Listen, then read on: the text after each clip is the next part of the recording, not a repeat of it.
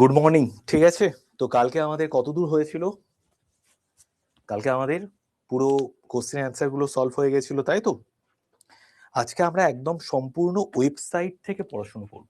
ঠিক আছে, তো যারা যারা ক্লাসে চলে এসছো একটু জানিয়ে দাও যে আমার কথা শোনা যাচ্ছে তো। দেখো, প্রথম কথা, কয়েকটা ইম্পর্টেন্ট বিষয় একটু আলোচনা করে দিই, তারপরে আমরা কারেন্ট অ্যাফেয়ার্সে চলে আসব। সেটা হচ্ছে এক নম্বর, যে আমাদের প্রতিদিনের কারেন্ট অ্যাফেয়ার্স প্রতিদিনই জেনে নিতে পারলে, বা প্রতি সপ্তাহের কারেন্ট অ্যাফেয়ার্স অন্তত সপ্তাহেরটা সপ্তাহে জেনে নিতে পারলে সব থেকে বেস্ট। না হলে কি প্রবলেম হয়, না হলে প্রচুর কারেন্ট অ্যাফেয়ার্স জমা হয়ে যায়। আর যখনই প্রচুর কারেন্ট অ্যাফেয়ার্স জমা হয়ে যায়, তখনই কি হয় যে ওটা আমাদের কাছে একটা বার্ডেন হয়ে যায়, যে আমরা আগের পুরনো কারেন্ট অ্যাফেয়ার্স কত পড়বো। ঠিক আছে, আর কারেন্ট অ্যাফেয়ার্স পেপার পড়ার মতো। ঠিক আছে, পেপার পড়ার মতো তোমাকে কারেন্ট অ্যাফেয়ার্স জানতে হবে, পড়তে হবে। দেখবে প্রচুর মানুষ আছে আমাদের ওয়েস্ট বেঙ্গলে। ঠিক আছে, তো সেই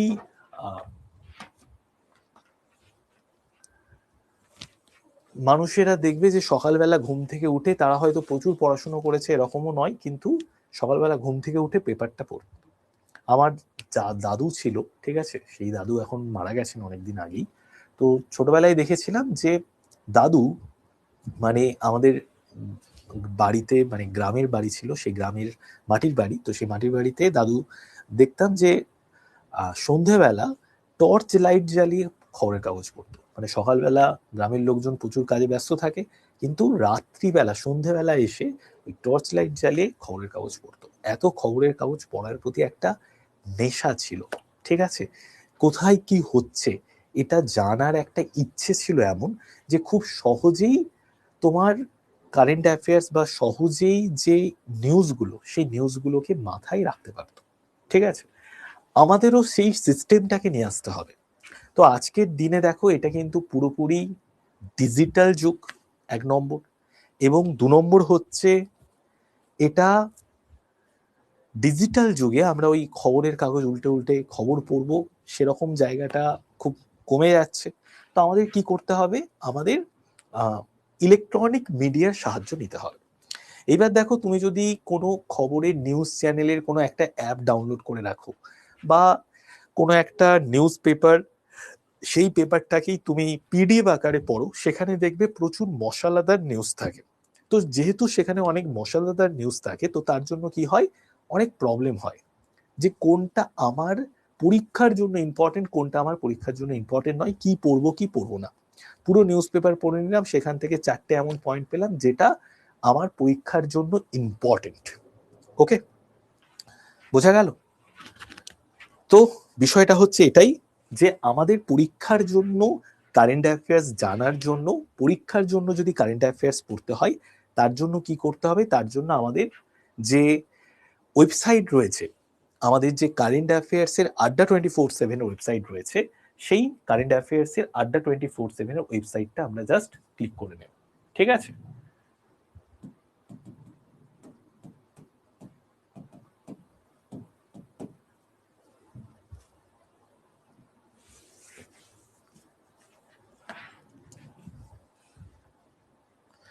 sir one shot app suggest করুন। ওয়ান শট অ্যাপ মানে?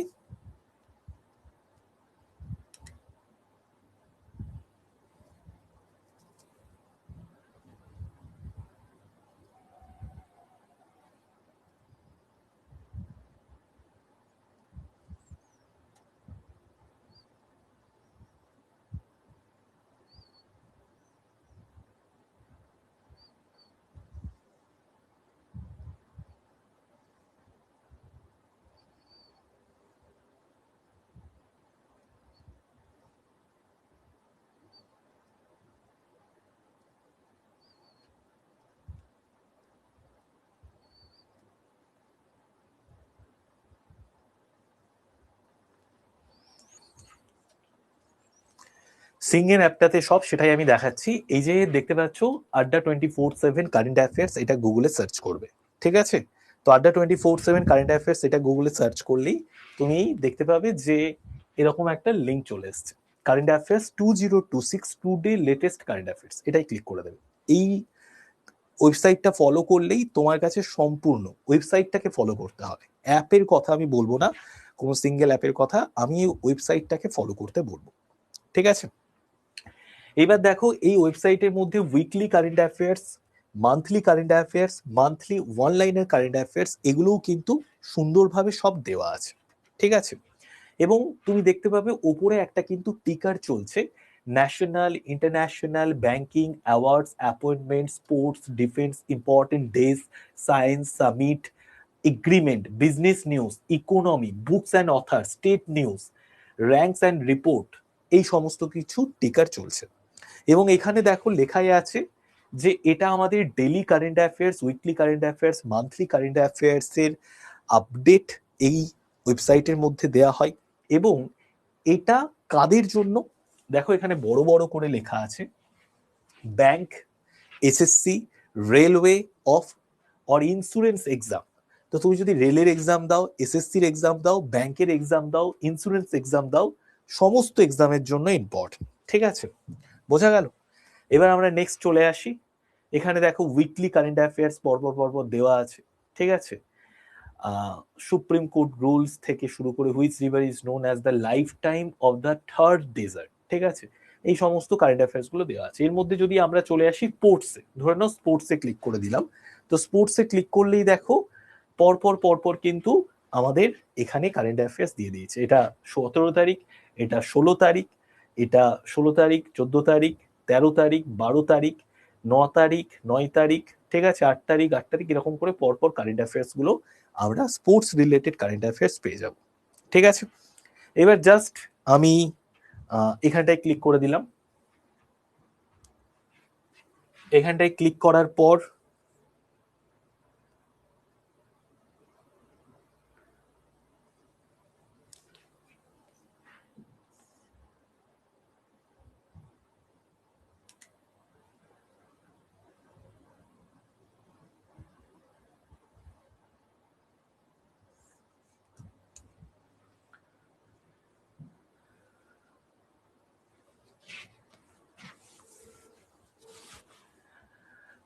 দেখো এই রিলেটেড যে নিউজটা সেটা এখানে চলে এসছে। ওকে, এবার যদি কারো ইংলিশে পড়তে অসুবিধা হয় এখানে যাবে, এই 3টে ডটে ক্লিক করে এই ট্রান্সলেটারে ক্লিক করবে, এখানে 3টে ডটে ক্লিক করে চুজ অ্যানাদার ল্যাঙ্গুয়েজে চলে যাবে, সেখানে তুমি বাংলা, উর্দু, আসামি সব ভাষায় ট্রান্সলেট করে নিতে পারো। ঠিক আছে, ট্রান্সলেট করে নিলেই তুমি নিউজটা জানতে পেরে যাবে। তো দেখো আরিয়ান ভার্সনি তিনি ভারতের 92তম দাবা গ্র্যান্ড মাস্টার হয়েছেন। তো তার বয়স কত? তার বয়স হচ্ছে মাত্র 21 বছর। দেখতেই পাচ্ছ, তার বয়স 21 বছর এবং তার নাম হচ্ছে আরিয়ান ভার্সনি। তো আরিয়ান ভার্সনি তিনি দেশের 92তম দাবা গ্র্যান্ডমাস্টার হয়েছেন। আরিয়ান ভার্সনি তিনি দেশের 92তম দাবা গ্র্যান্ডমাস্টার হয়েছেন। দিল্লিতে 21 বছর বয়সে এই খেলোয়াড় এক রাউন্ড বাকি থাকতেই তার চূড়ান্ত পর্যায়ে তিনি কিন্তু জিতে গেছে। তো আমাদের শুধু ওপর কারেন্ট অ্যাফেয়ার্সটাকেই পড়ে নিতে হবে, খুব ডিটেলসে আমাদের যাওয়ার দরকার নেই। তো ভারতের 92তম দাবা গ্র্যান্ডমাস্টার কে হয়েছেন? আরিয়ান ভার্সনি। তার বাড়ি কোথায়? তার বাড়ি হচ্ছে দিল্লিতে। তার বয়স কত? তার বয়স হচ্ছে 21 বছর। ঠিক আছে, তো এইটুকু জানলেই আমাদের কাছে যথেষ্ট। নেক্সট এবার আমরা চলে আসি। নেক্সট দেখো মিচেল স্টার্ক, ইনি হচ্ছেন অস্ট্রেলিয়ার একজন প্লেয়ার। তো মিচেল স্টার্ককে নিয়ে আমরা যে নিউজটা দেখতে পাবো সেটা একবার আমরা দেখে নিই। দেখে নাও, মিচেল স্টার্ক 2025 সালের ডিসেম্বরে আইসিসি পুরুষদের মাসের সেরা খেলোয়াড় হিসেবে নির্বাচিত হয়েছেন। তো 2025 সালের ডিসেম্বরে কোন প্লেয়ার আইসিসির পুরুষদের মধ্যে থেকে সেরা খেলোয়াড় হিসেবে নির্বাচিত হয়েছেন? তার নাম হচ্ছে মিচেল স্টার্ক। ইনি হচ্ছেন অস্ট্রেলিয়ার একজন বোলার। ঠিক আছে, অস্ট্রেলিয়ার একজন সম্ভবত ইনি না বাঁহাতি বোলার। ঠিক আছে, তো মিচেল স্টার্ক 2025 সালের ডিসেম্বরে আইসিসি পুরুষদের মাসের সেরা খেলোয়াড় হিসেবে মনোনীত হয়েছেন। যে অ্যাশেজ সিরিজ চলে, এই অ্যাশেজ সিরিজটা কোন কোন দুটো দেশের মধ্যে চলে? অস্ট্রেলিয়া এবং ইংল্যান্ডের মধ্যে চলে। এটা একটা টেস্ট সিরিজ। ঠিক আছে, এই অ্যাসেস সিরিজের কিন্তু প্রচুর নামও রয়েছে। তোমরা যদি ইউটিউবে অ্যাসেস সিরিজ সার্চ করো, তুমি বিগত বছরের গুলোতে অ্যাসেস সিরিজ যেগুলো হয়েছে সেগুলোও তুমি দেখতে পাবে। তো এই অ্যাসেস সিরিজ অস্ট্রেলিয়ায় ইংল্যান্ডের লাল বলে খেলা হয়, ঠিক আছে, শীতকালের দিকে এই খেলাটা হয়, দুর্দান্ত ম্যাচ হয় অস্ট্রেলিয়া ইংল্যান্ডের। অ্যাসেস সিরিজে অস্ট্রেলিয়া ইংল্যান্ডের বিরুদ্ধে 4-1 ব্যবধানে জয়লাভ করেছে এবং ম্যাচ জয়ী অলরাউন্ডার হিসেবে পারফরমেন্স দেখিয়েছেন কে, এই মিচেল স্টার্ক। ঠিক আছে, নেক্সট আমরা চলে আসি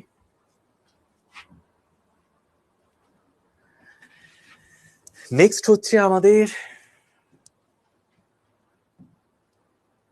লরা। ঠিক আছে, তো এনার সম্পর্কে আমরা একটু জেনে নিই। দেখো, এই যে দেখতে পাচ্ছ মহিলাটি, এনার নাম হচ্ছে লরা অলভার্ট। ঠিক আছে, লরা উলভার্ট, লরা উলভার্ট। ওকে, লরা উলভার্ট। তো লরা উলভার্ট 2025 সালের ডিসেম্বরের জন্য আইসিসি মহিলা খেলোয়াড় হিসেবে নির্বাচিত হয়েছেন। আয়ারল্যান্ডের বিরুদ্ধে টি-20 এবং ওডিআই সিরিজে 3টে সেঞ্চুরি করেছেন এবং খুব দুর্দান্ত পারফরমেন্স দেখিয়েছেন। ঠিক আছে, ভারতের শেফালি ভার্মা এবং সতীর্থ সুনে লুসকে পেছনে ফেলে দক্ষিণ আফ্রিকার অধিনায়ক লরা অলভার্ট তিনি 2025 সালের ডিসেম্বরে আইসিসি মহিলা খেলোয়াড় পুরস্কার জিতেছেন।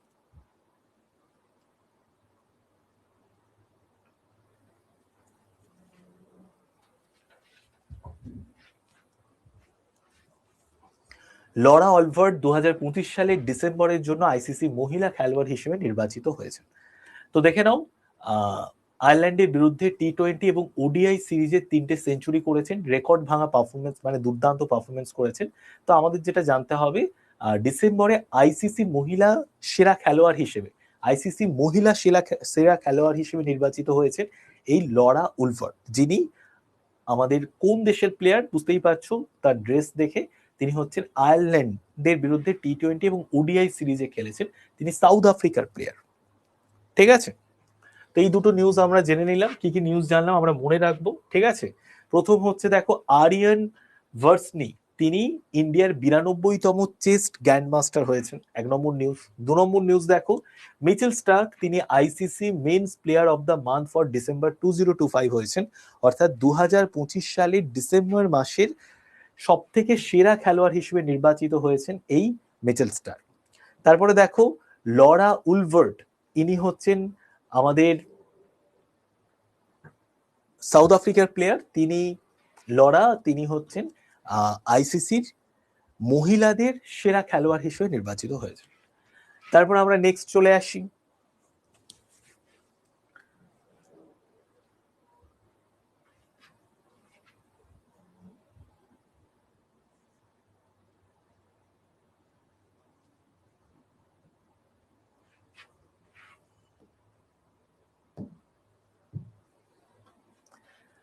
ভারতের সিরিজের পর অবসর ঘোষণা করেছে অ্যালিসা হিলি। অস্ট্রেলিয়ান মহিলা দলের অধিনায়ক অ্যালিসা হিলি 2026 সালে ফেব্রুয়ারি মার্চ মাসে ভারতের বিরুদ্ধে আসন্ন হোম সিরিজের পর সকল ধরনের ক্রিকেট থেকে অবসর ঘোষণা করে নেবেন। তো অস্ট্রেলিয়ার একজন অন্যতম গুরুত্বপূর্ণ প্লেয়ার, যিনি মহিলা দলের অধিনায়ক, অস্ট্রেলিয়ার মহিলা দলের অধিনায়ক, যার নাম হচ্ছে অ্যালিসা হিলি।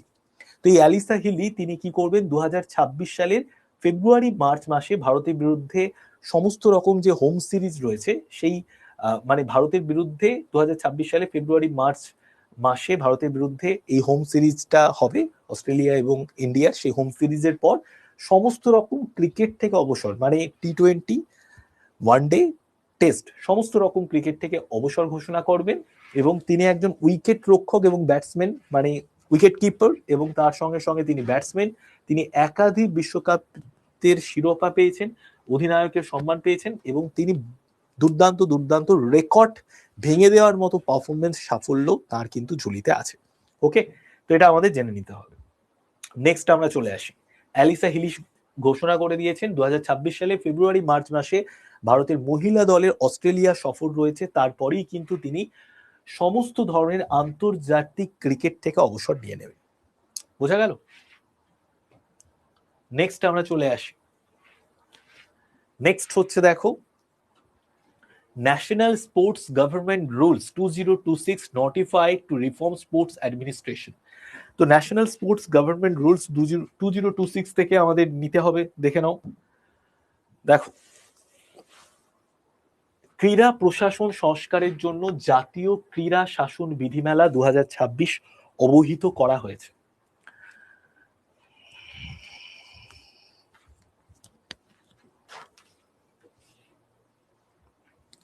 তো ক্রীড়া প্রশাসন সংস্কারের জন্য জাতীয় ক্রীড়া শাসন বিধিমালা 2026 অবহিত করা হয়েছে। কেন্দ্রীয় সরকার জাতীয় ক্রীড়া শাসন আইন 2025-এর অধীনে জাতীয় ক্রীড়া শাসন বিধিমালা 2026 জারি করেছে। তো দেখো, কেন্দ্রীয় সরকার জাতীয় ক্রীড়া শাসন আইন এটা জারি করেছে। তো এই বিধিমেলায় ক্রীড়াবিদ এবং মহিলাদের প্রতিনিধিত্ব, স্বচ্ছ নির্বাচন, যোগ্যতার মানদণ্ড এবং জবাবদিহিতা জোরদার করার জন্য অযোগ্যতার মানদণ্ডে বাধ্যতামূলক করা হয়েছে। তো দেখো, এটা বিষয় হচ্ছে যে আমাদের ভারতের ক্রীড়া প্রশাসন থেকে একটা বিধিমালা, ঠিক আছে, প্রকাশ করা হয়েছে। তো সেই বিধিমালায় কি লেখা আছে সেটা একটু ভালো করে আমরা জেনে নেব। জাতীয় ক্রীড়া সংস্থাগুলোতে স্বচ্ছতা রাখতে হবে, কোন রকম কোনো মানে যেটা মানে বলা যেতে পারে খুব কাছের লোকজনকে স্থান দেওয়া, এই রকম টাইপের যদি কিছু থাকে তো সেটা যাতে বন্ধ করা যায়। ওকে, আচ্ছা, তারপরে দেখো নির্বাচনী পদ্ধতি, যোগ্যতা, এইগুলোকে একদম খুব স্পষ্ট রাখতে হবে। জবাবদিহিতার নিয়মগুলো স্পষ্টভাবে দেখো, যে কোনো যদি কোনো রকম কোনো অ্যাকশন নেওয়া হয়, কাউকে যদি কোনো কোশ্চেন করা হয়, তাকে কিন্তু সেই কোশ্চেনের অ্যান্সারটার জবাবও দিতে হবে, ঠিক আছে। নেক্সট আমরা চলে আসি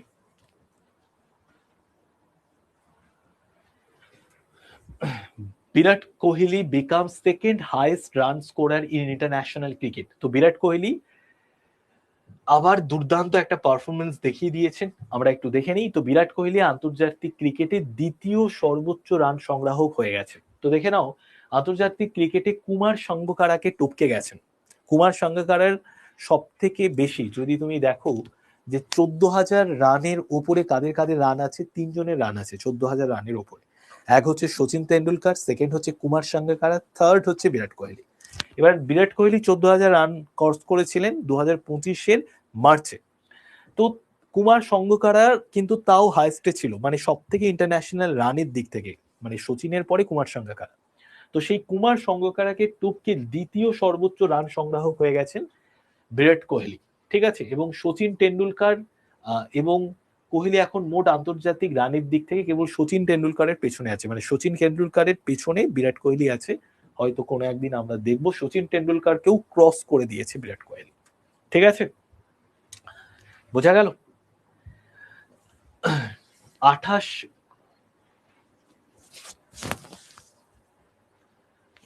বিরাট কোহলি সাঙ্গাকারার 28,016 আন্তর্জাতিক রানের রেকর্ড, ঠিক আছে।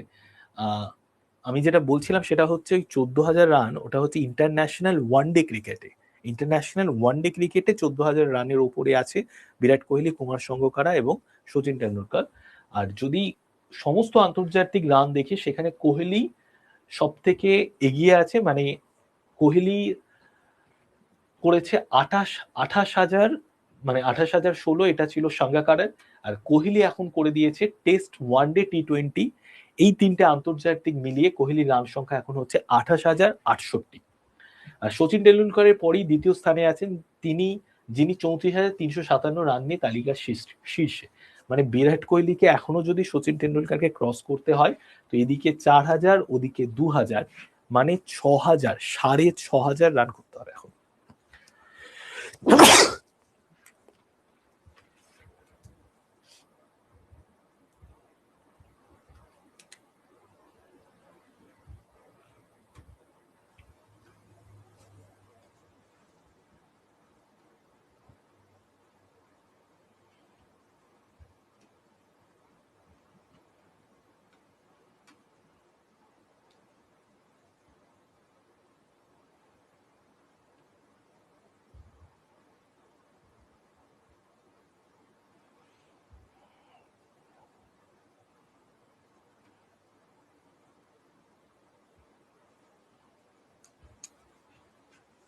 নেক্সট আমরা চলে আসি,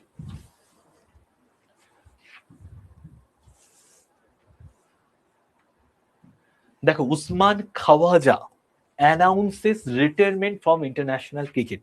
তো স্পোর্টসে দেখো আমরা শুধু ক্রিকেট টাইপেরই নিউজ পাচ্ছি।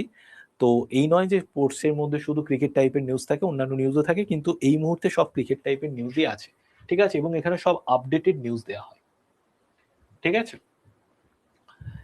দেখো উসমান খাজা তিনি আন্তর্জাতিক ক্রিকেট থেকে অবসরের ঘোষণা করে দিয়েছেন। তো অস্ট্রেলিয়ার প্রথম মুসলিম টেস্ট ক্রিকেটার, তার নাম কি? তার নাম হচ্ছে উসমান খাজা। এই যে অস্ট্রেলিয়ার প্রথম মুসলিম টেস্ট ক্রিকেটার উসমান খাজা, তিনি এই যে অ্যাসিস সিরিজ হয়ে গেল ইংল্যান্ড এবং কার মধ্যে? ইংল্যান্ড এবং অস্ট্রেলিয়ার মধ্যে। তো ইংল্যান্ড এবং অস্ট্রেলিয়ার মধ্যে অ্যাসিস সিরিজ হয়ে যাওয়ার পর 2026 সালের জানুয়ারিতে তিনি অবসর ঘোষণা করে দিয়েছেন। 6,206টা টেস্ট রান করেছেন, 16টা সেঞ্চুরি করেছেন, 88টা ম্যাচ খেলেছেন, ঠিক আছে। তো অস্ট্রেলিয়ার প্রথম মুসলিম টেস্ট ক্রিকেটারের নাম হচ্ছে উসমান খাজা, যিনি সিডনি ক্রিকেট গ্রাউন্ডে অ্যাসিস টেস্টের পর 2026 সালে জানুয়ারিতে আন্তর্জাতিক ক্রিকেট থেকে অবসর ঘোষণা করেছেন, ঠিক আছে। নেক্সট এবার আমরা চলে আসি,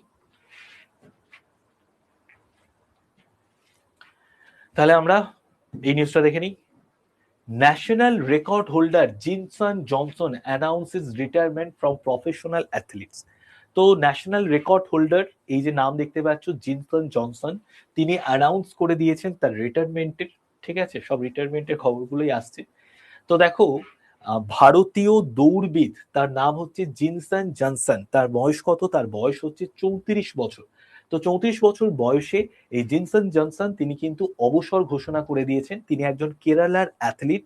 2018-তে জাকার্তা এশিয়ান গেমস হয়েছিল, সেই 2018 জাকার্তা এশিয়ান গেমসে 1500 মিটারের যে দৌড়, সেই দৌড় প্রতিযোগিতায় অংশগ্রহণ করে তিনি কিন্তু স্বর্ণ পদক জিতেছিলেন, ঠিক আছে।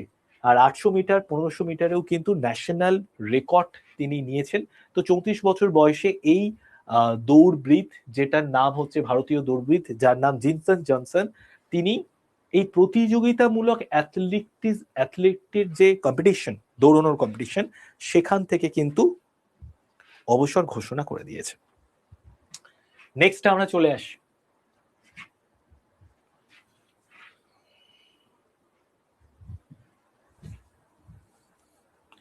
বলো বোঝা যাচ্ছে তো? কেমন লাগছে প্রত্যেকে একটু জানিয়ে দাও, এরপর আমরা একটু রিভিশনও করে নেব, ঠিক আছে।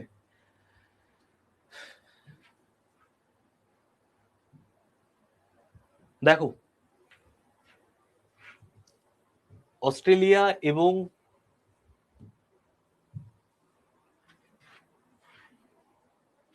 হ্যাঁ স্যার খুব ভালো, আচ্ছা ঠিক আছে, থ্যাংক ইউ।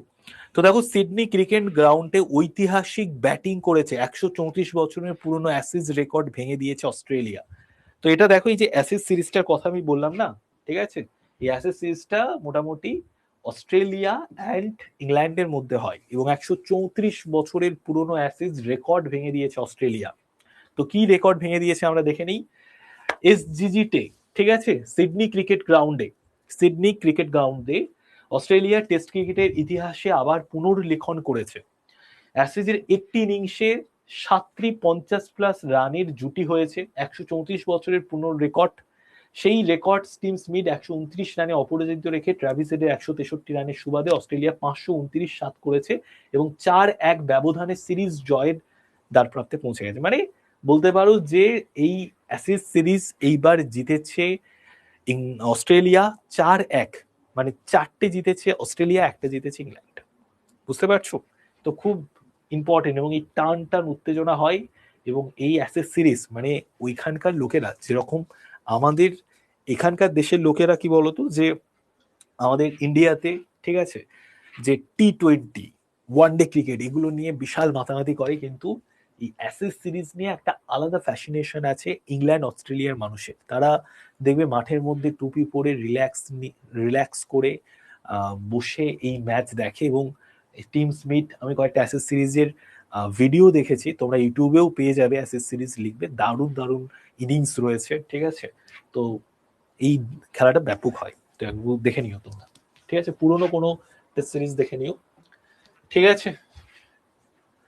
আচ্ছা দেখো, ওয়ার্ল্ড বিলিয়ার্ডস চ্যাম্পিয়ন যার নাম হচ্ছে মনোজ কোথারি পাসে সাহেব মারা গেছেন। ঠিক আছে, তো এটা সম্পর্কে আমরা একটু তথ্য জেনে নেব, এরপর আমরা একটু রিভিশন করে নেব।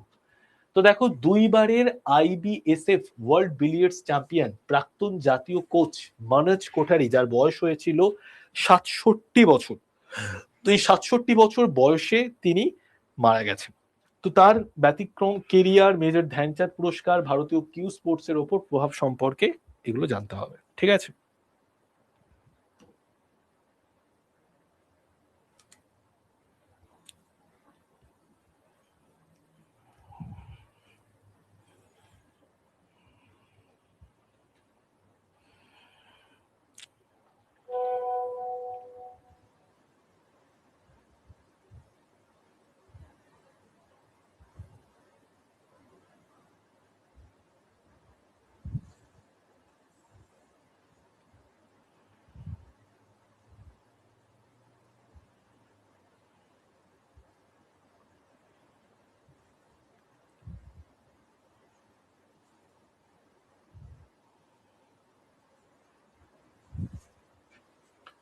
নেক্সট এবার আমরা চলে আসি। তো দেখো, প্রথম থেকে আমরা একবার রিভিশন করে নিই। আমরা কটা নিউজ দেখলাম? একটা, দুটো, তিনটে, চারটে, পাঁচটা, ছটা, সাতটা, আটটা, নটা, 10টা। তো এই 10টা নিউজ মুখস্থ যাতে হয়ে যায়, আমরা একবার রিভিশন করে নেব। ফার্স্ট দেখো, আরিয়ান ভার্সনি তিনি হয়েছেন ইন্ডিয়ার 92তম চেস গ্র্যান্ডমাস্টার। এটুকু জানলেই যথেষ্ট। আমরা যখন রিভিশন করব না, এর ভেতরে যাওয়ার দরকার নেই, বাইরে থেকে একবার চোখ বুলিয়ে নিলেই রিভিশন কমপ্লিট। মিচেল স্টার্ক তিনি 2025 সালের ডিসেম্বরে তিনি হয়ে গেছেন ICC men's player of the month for December 2025। তারপরে আমরা চলে আসি লরা উলভার্ট, তিনি ICC women's player of the month for December 2025, অর্থাৎ 2025 সালের ডিসেম্বরে তিনি হয়ে গেছেন, লরা উলভার্ট হয়ে গেছেন আইসিসি উইমেন্স প্লেয়ার চ্যাম্পিয়ন। ওকে, আচ্ছা, এরপর দেখো, এই যে মিচেল স্টার্ক ইনি হচ্ছেন অস্ট্রেলিয়ার প্লেয়ার, আর এই যে লরা তিনি হচ্ছেন সাউথ আফ্রিকার প্লেয়ার। ওকে, আচ্ছা, এরপরে দেখো, এনার নাম হচ্ছে হিলি, অ্যালসিয়া হিলি। তিনি তিনি অ্যানাউন্স করেছেন রিটায়ারমেন্টের আফটার ইন্ডিয়ার সিরিজ। তো দেখো, ভারত এবং ইন্ডিয়ার মধ্যে, মানে ইন্ডিয়া এবং অস্ট্রেলিয়ার মধ্যে একটা সিরিজ হচ্ছে। সেই সিরিজটা হচ্ছে আমাদের এই ফেব্রুয়ারি মার্চের দিকে। তো সেই সিরিজটা আমাদের মহিলা ক্রিকেট টিমের মধ্যে হবে। সেই সিরিজটা হয়ে যাওয়ার পর অস্ট্রেলিয়ার ক্যাপ্টেন এই যে অ্যালসিয়া হিলি তিনি কিন্তু অ্যানাউন্স করে দিয়েছেন, এই সিরিজটা হয়ে যাওয়ার পর তিনি সমস্ত রকমের ক্রিকেটের ফরম্যাট থেকে, অর্থাৎ টি-20, ওয়ানডে সিরিজ, তার সাথে সাথে টেস্ট ক্রিকেট ম্যাচ, সমস্ত ক্রিকেটের ফরম্যাট থেকে তিনি অবসর নিয়ে নেবেন। দেখো, ন্যাশনাল স্পোর্টস গভর্নমেন্ট থেকে একটা রুলস নিয়ে আসা হয়েছে, notified to reform sports administration. তো দেখো, যাতে স্পোর্টস অ্যাডমিনিস্ট্রেশনের মধ্যে স্বচ্ছতা থাকে। অনেক সময় কাছের লোকজনকে ঢুকিয়ে নেওয়ার একটা প্রবণতা থাকে, বা যার মধ্যে সব থেকে বেশি ট্যালেন্ট ছিল তাকে পিছিয়ে রেখে তার কাছের একজন কাউকে সুযোগ দেওয়া হচ্ছে, চান্স দেওয়া হচ্ছে। তো এইভাবে কিন্তু national sport governments rules 2026 notified to reform sports administration. এবার দেখো next, Virat Kohli became second highest run scorer in international cricket. Virat Kohli তিনি সেকেন্ড হাইয়েস্ট রান স্কোরার হয়েছেন। বিরাট কোহলি তিনি এখন হচ্ছে সেকেন্ড হাইয়েস্টে চলে এসেছেন, মানে কুমার সাঙ্গাকারাকে ছাড়িয়ে। তার আগে শুধু আছে সচিন টেন্ডুলকার। সচিন টেন্ডুলকারের পরেই আছে বিরাট কোহলি, তারপরেই আছে আমাদের এই বলতে পারো যে কুমার সাঙ্গাকারা। ঠিক আছে, মানে আন্তর্জাতিক সমস্ত রকমের যে ক্রিকেট হয়, টেস্ট ক্রিকেট, ওয়ানডে ক্রিকেট এবং তার সঙ্গে সঙ্গে টি-20 ক্রিকেট ম্যাচ, সমস্ত রকম ক্রিকেট ফরম্যাটে সব থেকে বেশি রান আছে সচিন টেন্ডুলকারের, প্রায় 34,000 রান রয়েছে। 28,000 রান আছে বিরাট কোহলির, 28,000 সামথিং রান ছিল কুমার সঙ্গকারাকে টপকে কিন্তু বিরাট কোহলি চলে এসেছে। নেক্সট দেখো, Usman Khawaja announce his retirement from international cricket. তো অস্ট্রেলিয়ার অন্যতম একজন ক্রিকেটার যিনি হচ্ছেন মুসলিম ক্রিকেটার, তো তিনি কিন্তু অ্যানাউন্স করে দিয়েছেন, তার রিটায়ারমেন্টের অ্যানাউন্সমেন্ট করে দিয়েছেন। ইন্টারন্যাশনাল ক্রিকেট থেকে অ্যানাউন্স করে দেবেন। জয়দীপ সাহা 11,000 রান করেছিল তো বিরাট কোহলি। দেখো, 11,000 রান করেছিল নয়, বিরাট কোহলি 11,000 রান করেনি, 11,000 রান ওডিআই ম্যাচে করেছিল রোহিত শর্মা। ঠিক আছে, ওডিআই ম্যাচে রোহিত শর্মা 11,000 রান করেছিল, 14,000 রান কমপ্লিট করেছিল কে? 14,000 রান কমপ্লিট করেছিল বিরাট কোহলি ওডিআই ম্যাচে। ঠিক আছে, তো সব ম্যাচ মিলিয়ে আমি বলছি, এটা শুধু ওডিআই বলছি না, ওডিআই, টেস্ট, টি20 সমস্ত আন্তর্জাতিক 3টে ফরম্যাটে আন্তর্জাতিক ম্যাচ মিলিয়ে সব থেকে হাইয়েস্ট রান রয়েছে সচিন টেন্ডুলকার। তারপরে আছে সেকেন্ডে আমাদের বলতে পারো যে কার আছে, সেকেন্ডে আছে গিয়ে এই বিরাট কোহলি, আর থার্ডে আছে কুমার সাঙ্গাকারা। নেক্সট দেখো অ্যাসেস সিরিজ, সেই অ্যাসেস সিরিজে অস্ট্রেলিয়া জিতে গেছে 4টে, একটা জিতেছে ইংল্যান্ড। আর এই যে দেখছো former world billiards championship Manoj Kothari, ইনি কিন্তু মারা গেছে।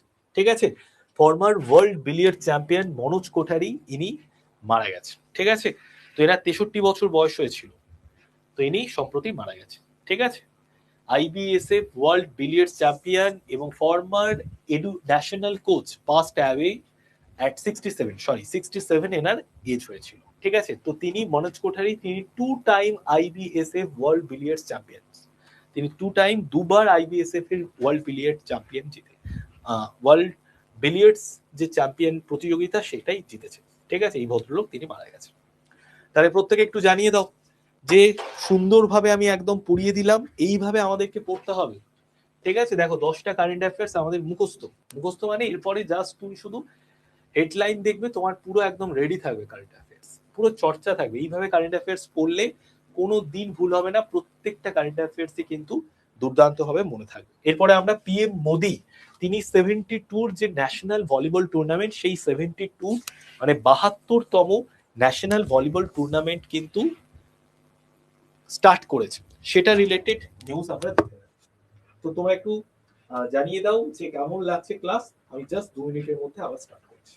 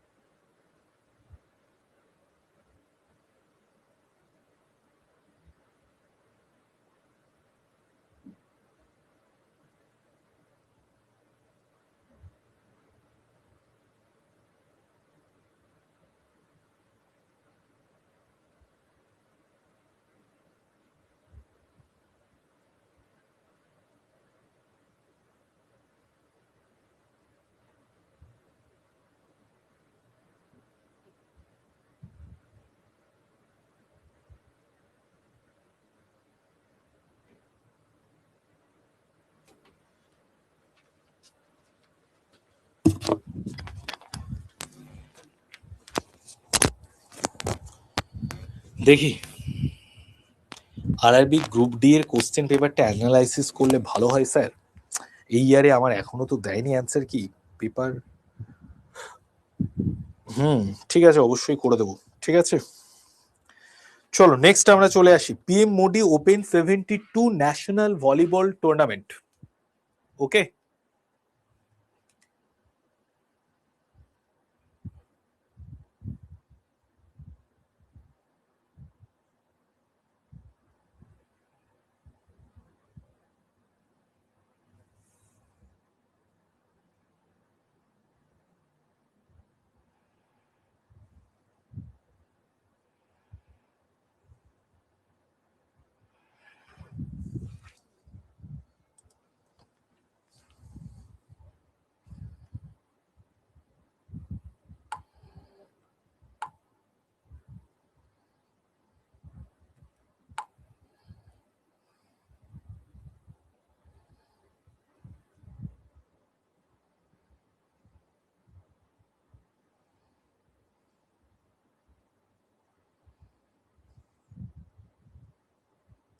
ঠিক আছে, 1 মিনিট।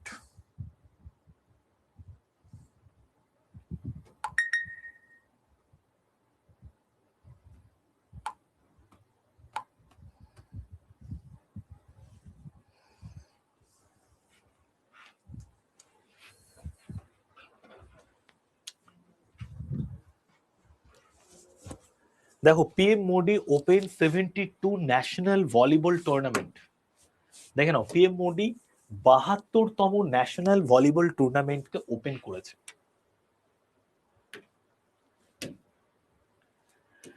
তো প্রধানমন্ত্রী নরেন্দ্র মোদী বারাণসীতে 72তম জাতীয় যে ভলিবল টুর্নামেন্ট, সেই জাতীয় 72তম জাতীয় ভলিবল টুর্নামেন্টের উদ্বোধন করেছেন। কে উদ্বোধন করেছেন? প্রধানমন্ত্রী নরেন্দ্র মোদী ভার্চুয়ালি উদ্বোধন করেছেন বারাণসীতে। ঠিক আছে, তো দেখে নাও, 72তম জাতীয় ভলিবল টুর্নামেন্টের উদ্বোধন করেছেন প্রধানমন্ত্রী নরেন্দ্র মোদী। কোথায় উদ্বোধন করেছেন? বারাণসীতে। এটা হচ্ছে ভার্চুয়ালি উদ্বোধন করেছেন। ঠিক আছে, খুবই ইম্পর্টেন্ট এটা।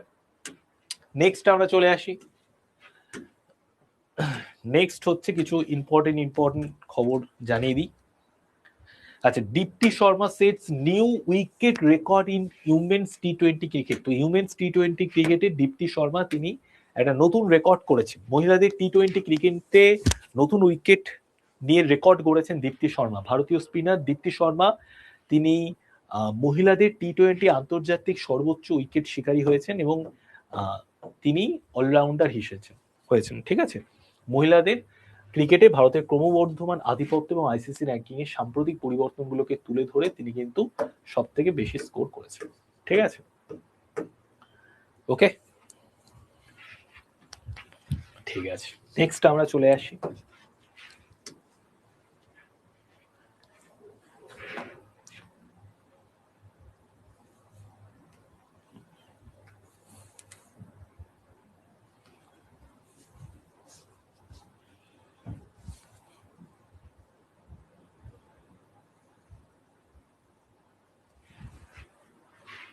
যা,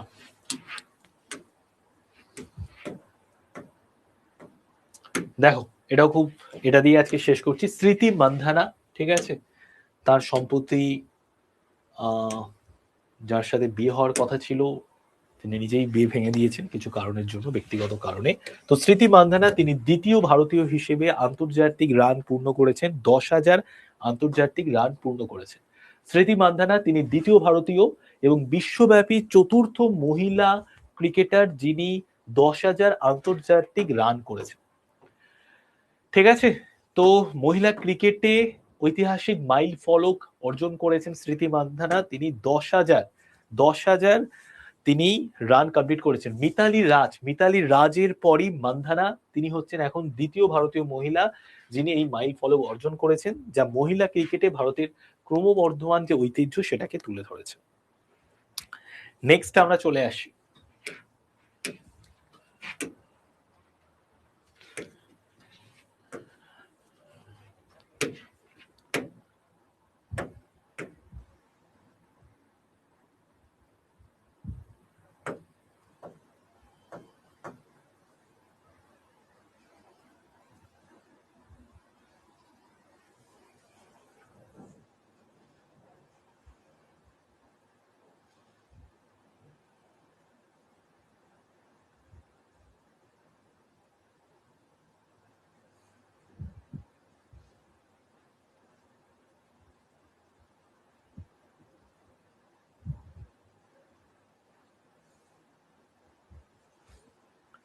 নেক্সট আমরা স্মৃতি Mandhana achieve record as first Asian to reach 4000 runs. তো এটাও সম্পর্কে আমরা একটু জেনে নিই। দেখো, তো স্মৃতি মান্ধানা তিনি 4000 রান করেছেন প্রথম টি20 ক্রিকেটে, প্রথম এশিয়ান হিসেবে, এশিয়া মহাদেশের মধ্যে তিনি ফার্স্ট মহিলা, তিনি 4000 রান করেছেন। ঠিক আছে, তো ভারত বনাম শ্রীলঙ্কার যে টি20 ম্যাচ চলছিল সেখানে স্মৃতি মান্ধানা প্রথম এশিয়ান ব্যাটসম্যান হিসেবে 4000 রান পূর্ণ করেছেন। আন্তর্জাতিক ক্রিকেটে তার কিন্তু এটা খুব বিশাল বড় একটা মাইল ফলক। ঠিক আছে, ওকে। 21শে ডিসেম্বর বিশাখাপত্তনমে শ্রীলঙ্কার বিরুদ্ধে যে প্রথম মহিলা টি20 ম্যাচ চলছিল সেই ম্যাচেই কিন্তু এরকম একটা ইম্পর্টেন্ট ইনিংস খেলেছেন এবং 4000 রান পূর্ণ করেছেন। ওকে, তো তোমাদেরকে আমি কি করব, তোমাদেরকে আমি উইকলি কারেন্ট অ্যাফেয়ার্স, আগের মাসের যে উইকলি কারেন্ট অ্যাফেয়ার্স এর পিডিএফটা রয়েছে সেই পিডিএফটা আমি তোমাদেরকে প্রোভাইড করে দেব। ঠিক আছে, আর ক্লাস কেমন লাগলো জানিও। এইভাবেই কিন্তু আমাদের কারেন্ট অ্যাফেয়ার্স পড়তে হবে। ঠিক আছে, বোঝা গেল? জয়দীপ আর অন্যরা, দেবব্রত, যারা ক্লাসে আছো, পিডিএফ দেখো, পিডিএফ একটা দেওয়ার জায়গা থাকে, ওখানে আমি পিডিএফ দিয়ে দেবো। দেখবে পিডিএফ দেওয়ার একটা জায়গা থাকে, ওখানে পিডিএফ দিয়ে দেবো। ঠিক আছে, ওকে ওকে ওকে, ঠিক আছে, চলো, টাটা, বাই বাই, সবাই ভালো থেকো, নেক্সট ক্লাসে আবার দেখা হচ্ছে।